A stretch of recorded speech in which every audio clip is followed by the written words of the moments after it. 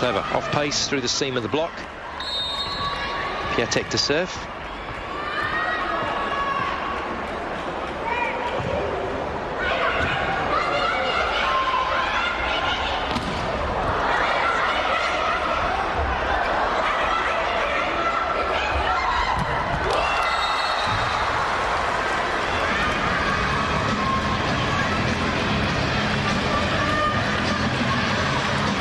Japanese subs also charged with the responsibility of making sure they take notes.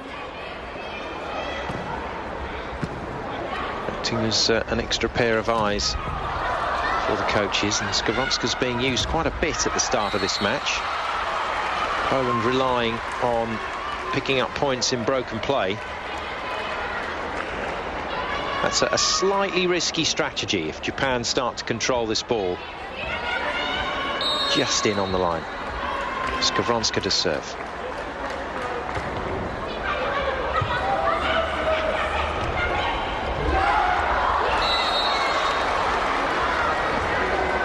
Again, the tip works. We've seen more plays score points with a soft or off-pace hit than we've seen from out-and-out power. We've only really seen a couple of big shots from the Polish team.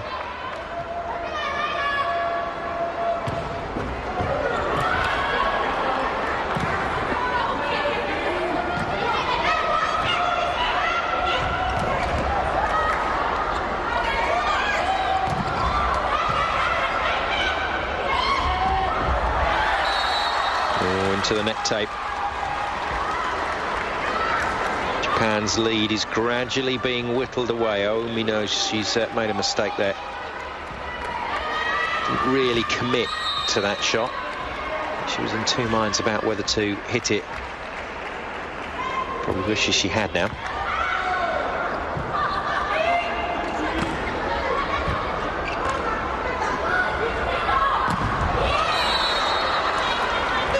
Well, Poland doing all the right things. Not easy to break this Japanese pass down, and they're doing that. Unfortunately, a hitting error from Zielinska. So Japan still have a 4-point lead. It's the final Grand Tour of the season, and nobody wants it more than Bradley Wiggins. Whilst Mark Cavendish sets out to defend his green jersey. La Vuelta, Saturday 4 p.m, live on British Eurosport. It's the final Grand Tour of the season, and nobody wants it more than Bradley Wiggins. Whilst Mark Cavendish sets out to defend his green jersey. La Vuelta, Saturday 4 p.m, live on British Eurosport. Well, both teams' tactics have been effective enough to nullify the other, so we haven't really got a rhythm to the match at the moment, or a pattern developing.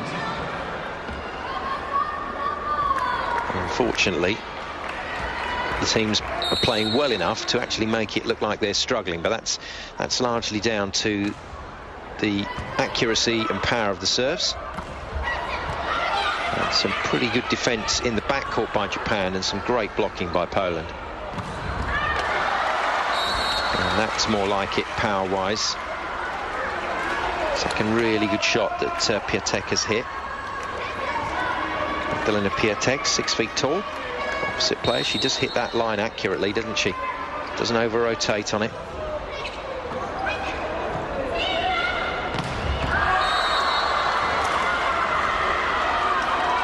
And Oumi is struggling in this match.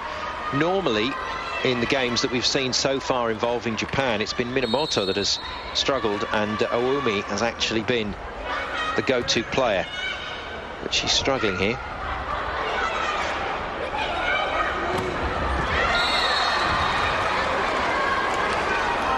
That was nicely made, though.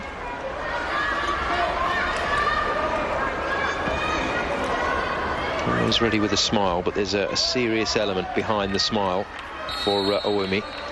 She's a fearsome competitor. It's got Japan out of a couple of tricky situations at this Universiade already. She'll need to do that again today, I think, because Poland are definitely coming back into this first set.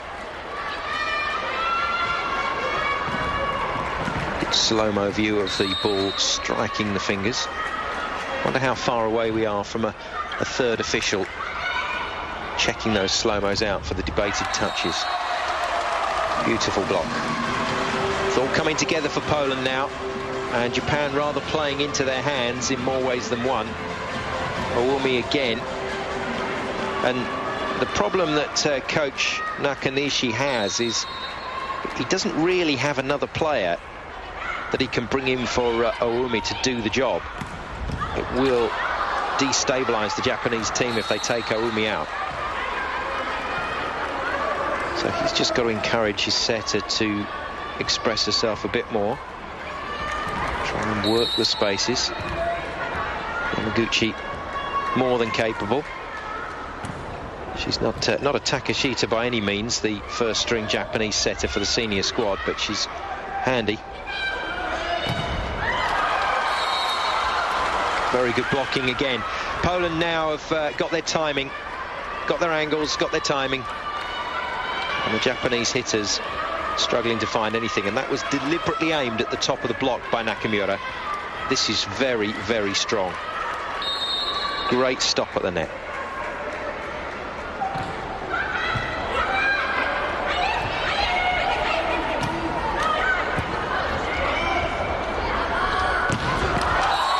Tight, but well hit. Skowronska realising that the block that was up against her couldn't really offer a significant challenge, so she might as well just put her back into that jump and swing hard, and it's paid off.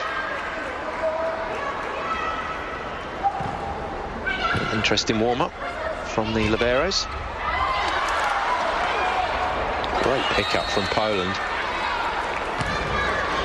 Suspicion of a throw from Terai. Poland didn't argue, they just played to the whistle. It's good to see.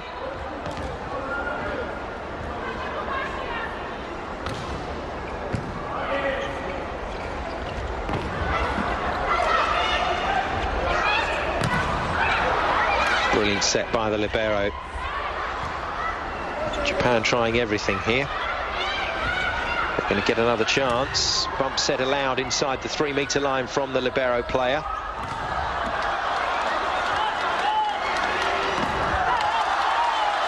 Great rally. Japan refusing to put height on those sets. Pressuring the Polish movement at the net. And that means a fractured block. As long as Japan can keep it fast and flat, the big Polish blockers can't move laterally quickly enough and stay stable. And that gives Minamoto, Owumi, Terai and the like, Nakamura as well, far more of a target to pick on.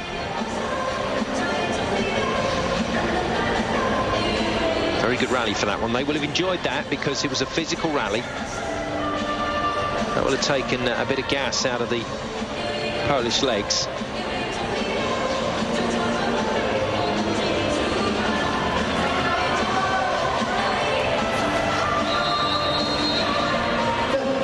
Poland in that unfortunate situation where there's been no rhythm about their play.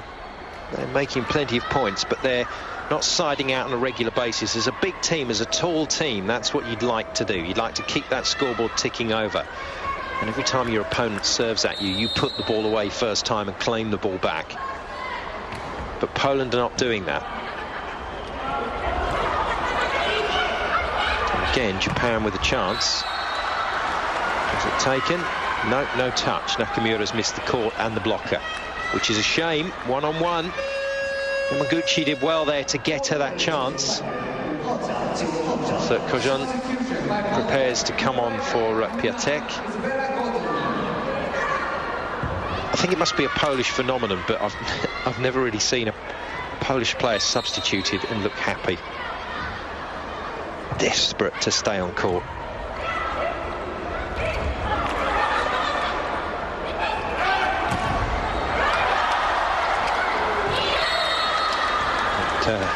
finally put away by Nakamura. Because Japan are so used to the ball coming back, they completely accept a rally situation, whereas Poland will not be as comfortable in a rally situation. They will expect to put the ball away first time, and when it does come back, they do look a little disorganised. This one's coming back. Oh dear, well, I spoke too soon. Yamaguchi. Was it Aomi? Yeah, it was the non-setter, Aomi. Unfortunately, just catching a patch of fluid, so the arms would have put a bit of sweat on the ball. And you really do have to cut that ball with fingers and hands and drive it up into the air if it's going to be legal. Oh, that was tough. I mean, I'm not so sure about the Japanese set there. All happened a little bit quickly.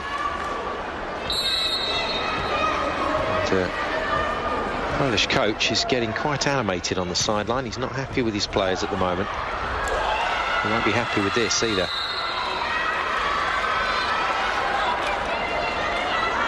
Well, once again, the way this match has started would tend to suggest that we're going to have multiple sets, not just the three. Gatek comes back in. She was just removed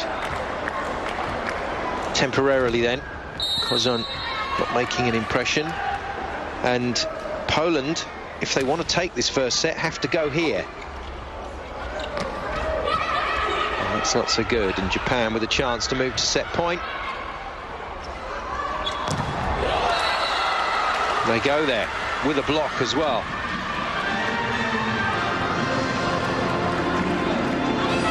And this strongly fancied Polish team have been distinctly average in this first set. They haven't got going. But Japan, with that very strong block, moving to set points now.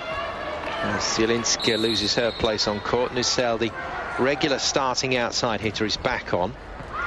But they've got to find 4 points from somewhere. Well, there's one of them. Japan completely within their rights to go for that serve. That was a serve to nothing, really. If it was in and it won the point, great. If it wasn't, well, they're going to attack for the set. And this is where the Polish serve and Polish block has to be very strong. Can they get back in this? No, not with plays like that. Lovely slide reverse, running around the back of the setter and then getting the ball. And Mai Okamura battering that down the line to beat the server, Josevica. So Japan skipping round the net and looking right up for this quarter-final. They lead by 1-0.